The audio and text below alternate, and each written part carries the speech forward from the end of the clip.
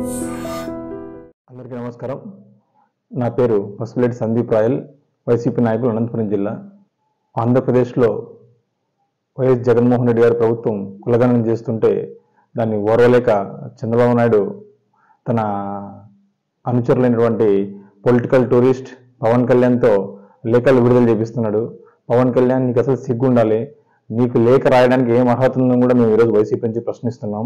నువ్వు లేఖ రాయాల్సింది కులగణన మీద కాదు, అమరావతిలో 5 లక్షల కోట్ల దోపిడీ చేసిన చంద్రబాబు నాయుడు వాళ్ళ ముఠా మీద నువ్వు నరేంద్ర మోడీ గారికి లేఖ రాయాలి. ఫస్ట్ అది నువ్వు తెలుసుకో. అంతేకాకుండా నువ్వు లేఖ రాయడానికి నీకు ఏ హక్కు ఉందో కూడా ఈరోజు నేను ప్రశ్నిస్తున్నాను. లేఖలో ఏవో కొద్ది ప్రశ్నలన్నీ ప్రశ్నించావు. ఆ ప్రశ్నలకి అవి సంధించడానికి ఇంక 1% కూడా అర్హత లేదని మేము చెప్తున్నాం. కులగణన మీద ఆంధ్రప్రదేశ్లో కులగణన చేస్తున్నారని జగన్మోహన్ రెడ్డి గారికి నువ్వు ప్రశ్నలు ఇస్తున్నావే. మళ్ళీ నిన్న తెలంగాణలో రేవంత్ రెడ్డి గారు కూడా కులగణన మొదలు పెడతామంటున్నారే, మరి ఆయన మీద నీకు లేఖ రాసే దమ్ము ఉందని కూడా ఈరోజు నేను ప్రశ్నిస్తున్నాను. పవన్ కళ్యాణ్, నీకు సూటిగా నీకు సంబంధించి కొన్ని ప్రశ్నలు అడుగుతున్నాను. నువ్వు మమ్మల్ని ప్రశ్నలు వేసావు కదా, మేము నేను ప్రశ్నలు వేస్తున్నాం, దానికి నువ్వు సమాధానం చెప్పు. నీ పార్టీ సిద్ధాంతాల్లో కొన్ని సిద్ధాంతాలు చెప్పావు కదా, వాటి నుంచి నువ్వు స్టాండ్లో నిలబడ్డావా? ఫస్ట్ నీ పార్టీ సంగతి, నీ పార్టీ సిద్ధాంతాల గురించి చెప్పు. అర్థమైందా? తెలుసుకో పవన్ కళ్యాణ్. అంతేకాకుండా కులాల కలిపి ఆలోచన విధానం అన్నావు. నువ్వు నీ మనసాక్షి మీద చెప్పు. నువ్వు ఒక్కరోజన్నా కులాలను కలిపే విధంగా రాజకీయాలు చేస్తున్నావు. ఆంధ్రప్రదేశ్లో కులాలను విడదీసి వాళ్ళ మధ్య విషం చిమ్మే విధంగా నువ్వు కుట్ర, నీ స్వయ ప్రయోజనాల కోసం రాజకీయాలు చేస్తున్నావు. అలాగే మతాల ప్రస్తావన లేని రాజకీయం అన్నావు. బీజేపీతో ఉన్నప్పుడేమో ముస్లిం మైనార్టీలని అది కాదు ఇది కాదు అంటావు. మళ్ళా నువ్వు కమ్యూనిస్టులు పొత్తున్నప్పుడేమో సనాతన ధర్మం నాకు సంబంధం లేదు, నేను సెక్యులర్ అని అంటావు. ఎలా నమ్ముతారు నిన్ను?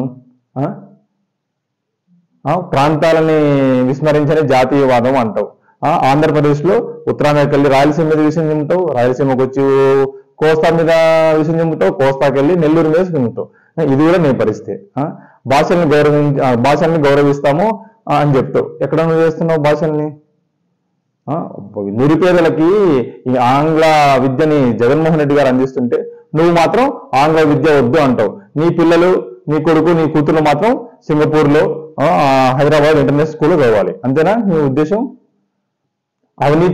అవినీతిపై రాజీ లేని పోరాటం అంటావు. ఒక్కటి చెప్పు. నువ్వు అవినీతిపై రాజీ లేని పోరాటం ఒకటి చెప్పు. చంద్రబాబు నాయుడు రెడ్ హ్యాండెడ్ గా అవినీతి చేసి ప్రభుత్వ సొమ్మును కాజేసి జైల్లో పెడితే మధ్య తెలిపిన వ్యక్తి నువ్వు. నీకు ఎక్కడ హక్కు ఉందా?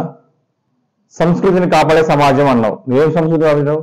నువ్వు ఎప్పుడు నిత్యం రాయలసీమ మీద విషం జుమ్ముతూ రాయలసీమ సంస్కృతిని కించపరుస్తూనే ఉంటావు.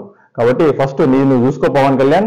కులగణన గురించి నువ్వు మాట్లాడే అర్హత నీకు లేదు. అంతేకాకుండా ఆంధ్రప్రదేశ్ ప్రజలందరూ తెలుసు, రాజ్యాంగబద్ధంగా ప్రజాస్వామ్యబద్ధంగా ప్రజల కోసం మంచి చేసే వ్యక్తి జగన్మోహన్ రెడ్డి గారు. దీని ఎటువంటి సందేహం లేదు. నీకు చంద్రబాబు నాయుడుకి భయం పుట్టింది. నువ్వు ఎన్ని లేఖలు రాసినా, నువ్వేం చేసినా ఇక్కడ ఎవరు పట్టించుకునే పరిస్థితి కూడా లేదు కూడా నువ్వు తెలియజేస్తున్నావు. అంతేకాకుండా నీకు మళ్ళీ చెప్తున్నాం పవన్ కళ్యాణ్, నువ్వు లేఖ రాయిస్తుంది ప్రజల కోసం మంచిగా చేస్తున్న జగన్మోహన్ రెడ్డి గారి మీద కాదు, ప్రజల్ని మోసం చేసిన అమరావతిలో 5 లక్షల కోట్ల దోపిడీ చేసిన చంద్రబాబు నాయుడు మీద నువ్వు ప్రధానమంత్రికి లేఖ రాసే దమ్ముందని కూడా నేను ప్రశ్నిస్తున్నాను.